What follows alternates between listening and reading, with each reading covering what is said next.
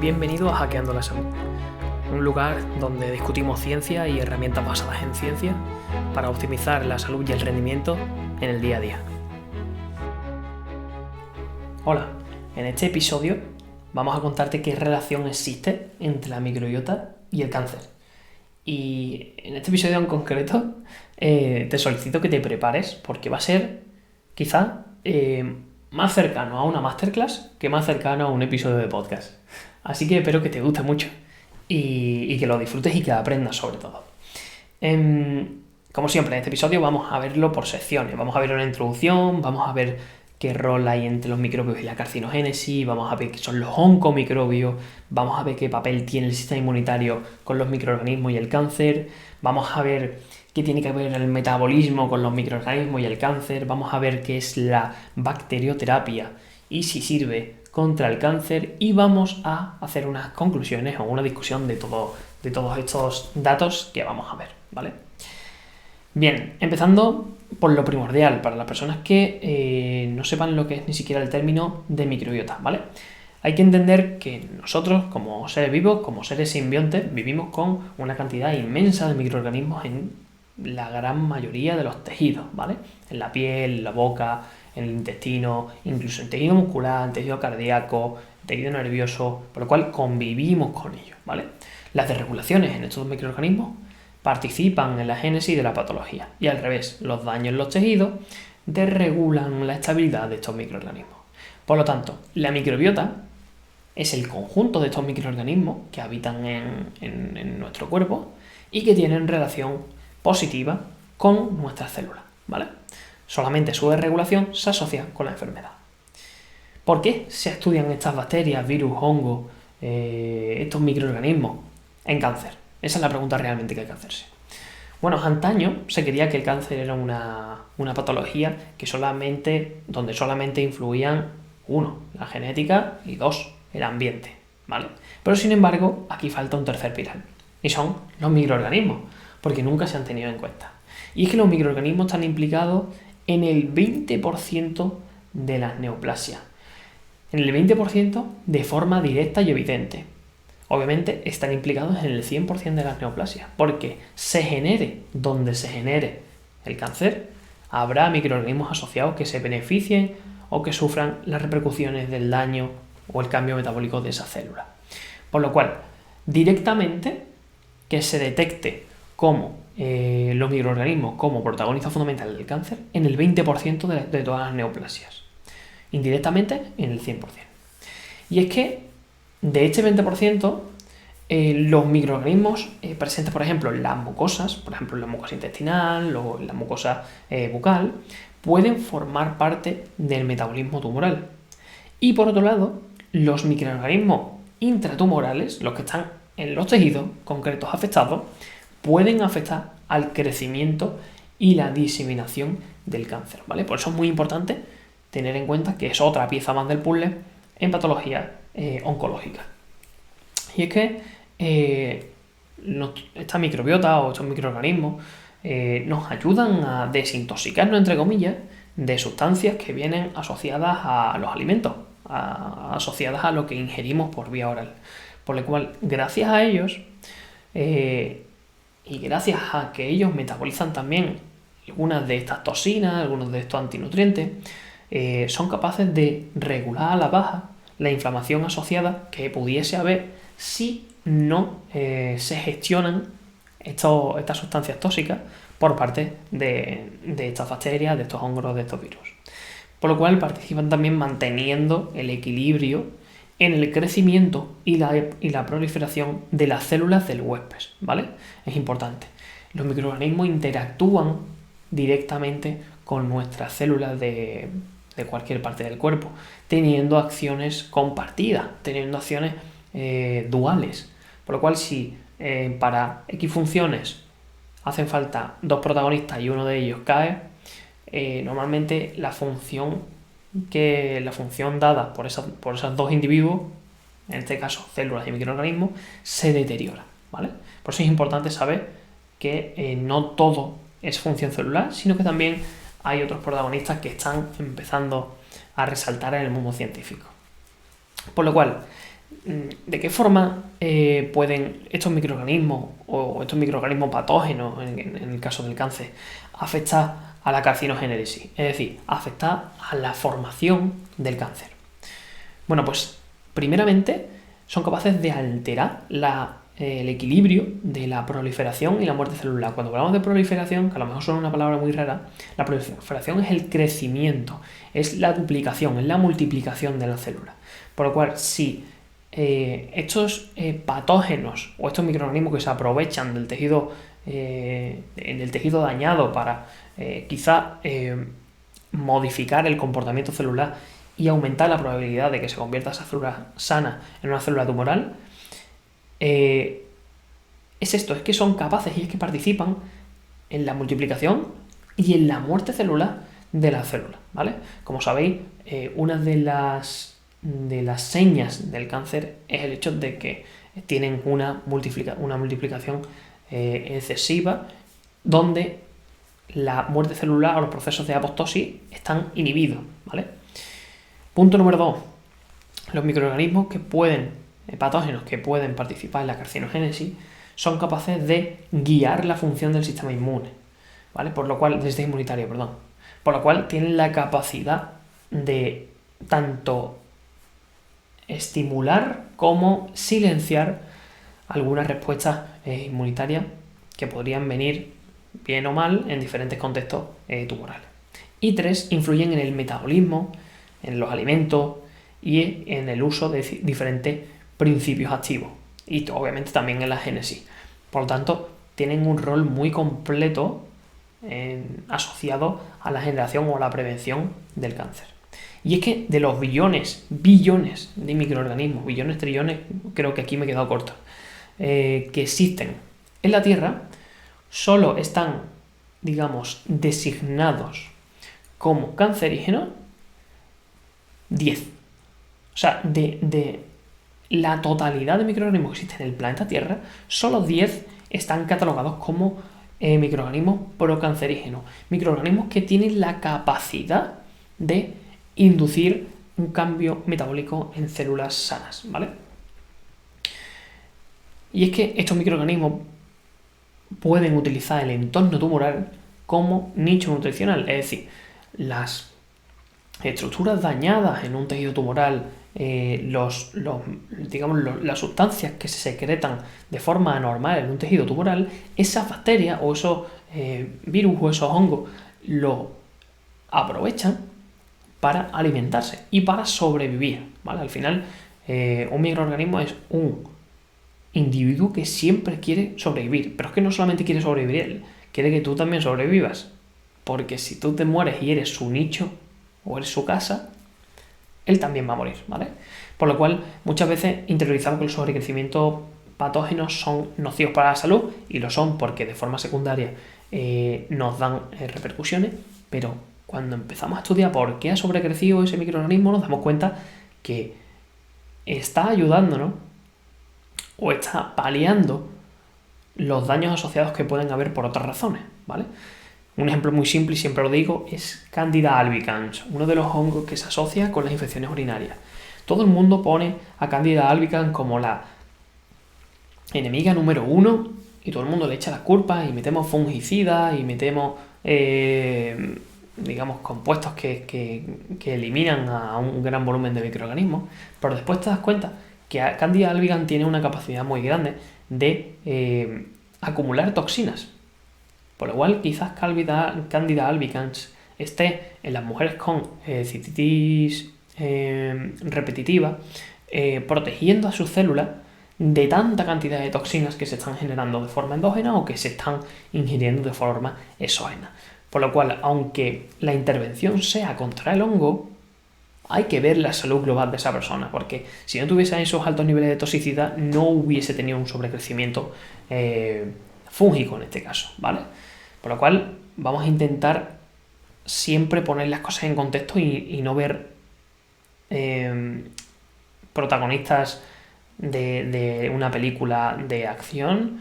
Es decir, no vamos a ver a los microbios como los malos, sino que vamos a intentar entender la salud al completo y saber que son una pieza clave. Por lo cual, a partir de esto sale el concepto de oncomicrobio. El concepto de oncomicrobio quiere decir que existen microorganismos que desencadenan transformaciones metabólicas celulares y son capaces de inducir un proceso tumoral. Pero es importante conocer que estos oncomicrobios son raros, no, muy raros. Son muy raros, como decíamos. Del total de microorganismos que existen en la Tierra, solamente 10 están catalogados como causantes de procesos tumorales.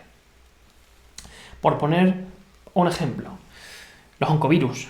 Hay virus que integran genes que son capaces de cambiar la información genética de algunas células, propiciando este cambio metabólico de célula sana a célula tumoral. Y por poner un ejemplo inclusive más concreto, el virus del papiloma humano, ¿vale? Todo el mundo conocemos la enfermedad del papiloma humano, pues el virus del papiloma humano expresa 2 oncoproteínas que participan en el cáncer de útero, ¿vale? Esto es importante. Estas oncoproteínas, pues obviamente, impactarán en la célula y cambiarán diversa expresión génica o inducirán diversos cambios en la célula que modifiquen el metabolismo de ese, digamos, de ese complejo estructural, ¿vale? Por poner otro ejemplo fuera de los virus, que son los más temidos en la sociedad. Algunas bacterias tienen también mecanismos para dañar directamente el ADN con fin de matar, digamos, a competencias nutricionales adyacentes. Es decir, imaginaros que tenemos un lugar del cuerpo donde hay 2 cepas de bacterias que quieren sobrevivir, ¿vale? La cepa A y la cepa B. La cepa A es la que en estados de salud domina ese territorio, pero ahora tenemos a la cepa B. La cepa B mira, por poner un ejemplo simplista, mira y ve que la cepa A está interactuando con las células de ese tejido y que la célula le da sustancias que le vienen bien a la cepa A y que la cepa A le da sustancias a la célula que le viene bien, por lo cual tienen una relación bidireccional. ¿Qué tiene que hacer la cepa B para que la cepa A, digamos, disminuya en número y deje de quitarle alimento? Dañar a la célula. Si la cepa B daña a la célula va a dejar de darle las sustancias que le vienen bien a la cepa A y la cepa A se va a ver reducida en número o se va a ver perjudicada. En ese momento la cepa B podrá sobrecrecer porque tiene más alimento a su alrededor, ¿vale? Por lo cual, por poner un ejemplo cerrado, Escherichia coli, una bacteria bastante famosa, expresa colibactina, que la colibactina está muy asociada a cáncer de colon. Y estas bacterias tienen 4 mecanismos por los cuales pueden inducir procesos tumorales. El primero es aumentando las especies reactivas del oxígeno en la célula, es decir, aumentando los desechos celulares. 2.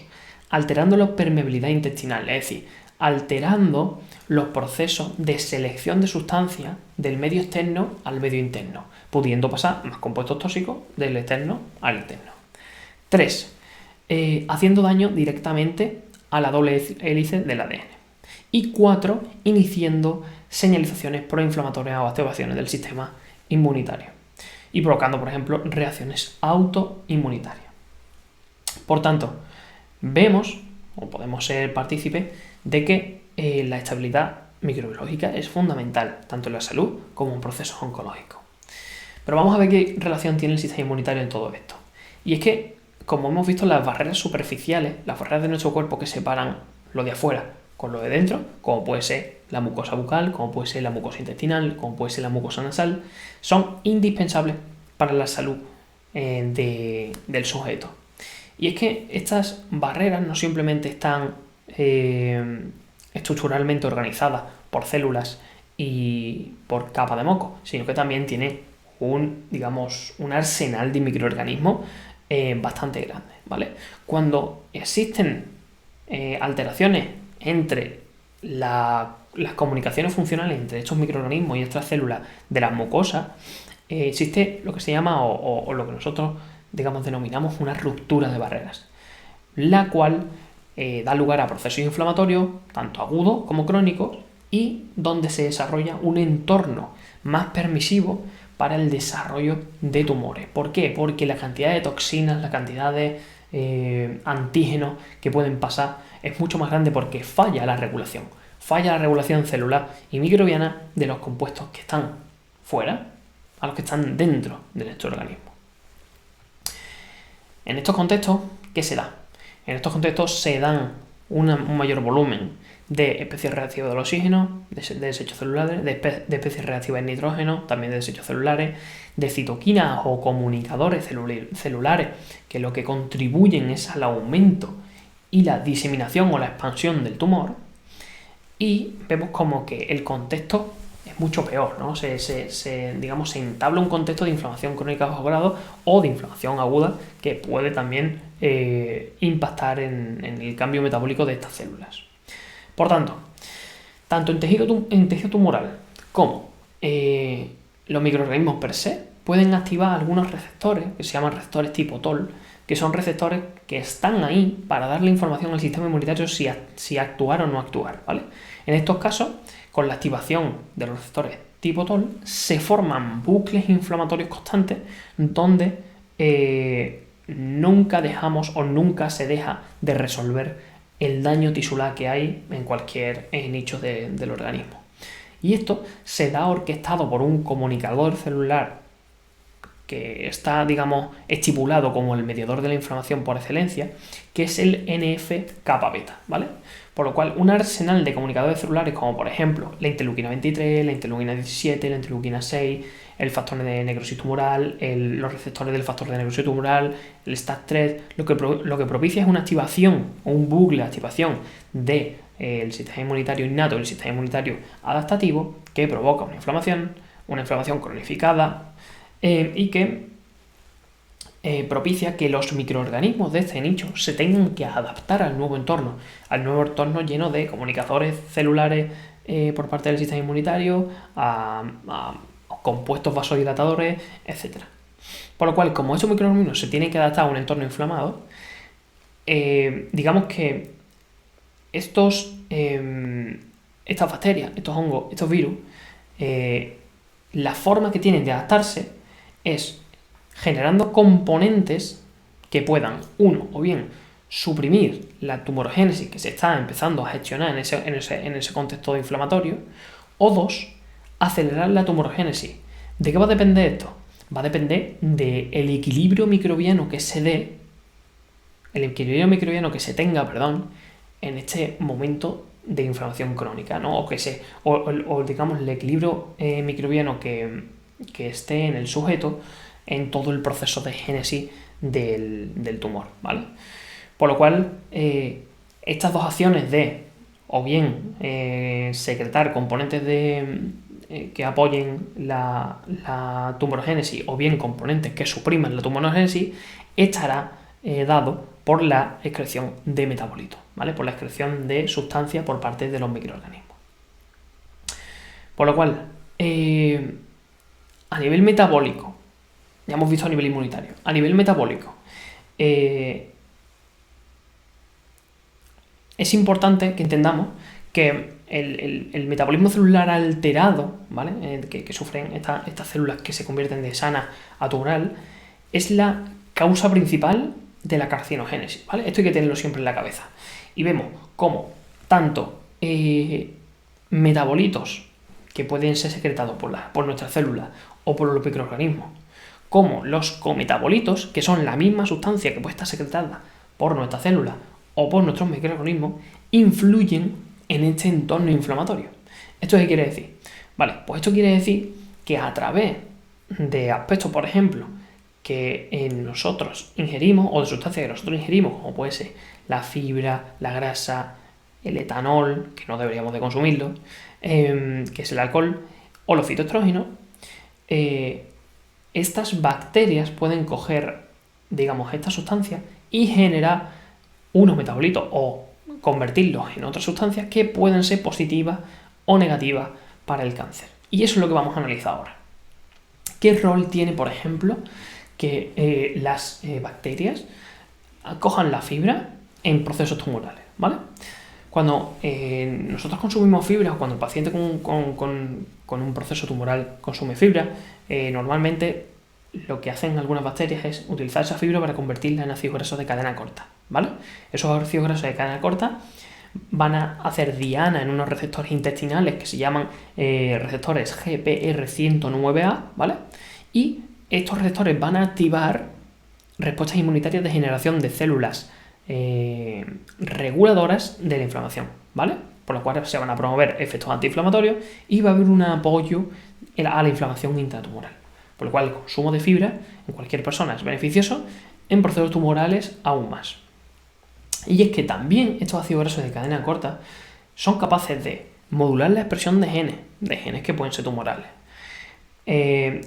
modular la proliferación celular, es decir, regular la multiplicación o la muerte celular de estas células que han perdido su capacidad metabólica o que han tenido un switch metabólico tumoral, a través de otro receptor que se llama el GPR43, ¿vale? Que lo que hace es disminuir, o se ha visto que la activación de este receptor del GPR43 disminuye la proliferación, es decir, disminuye la diseminación de la célula leucémica, muy positivo en cáncer, y que se aumenta la muerte celular apoptótica, un proceso que está inhibido en tejido tumoral, ¿vale? Por lo cual es imprescindible en cualquier sujeto que esté padeciendo cualquier tipo de proceso tumoral, hacer un análisis del tipo de tumor, porque todos los tumores no son iguales y todos los abordajes en cáncer obviamente no son iguales, pero plantear una mejora intestinal a través de la alimentación, a través de diferentes suplementos o a través de, terapia microbiológica, ¿vale?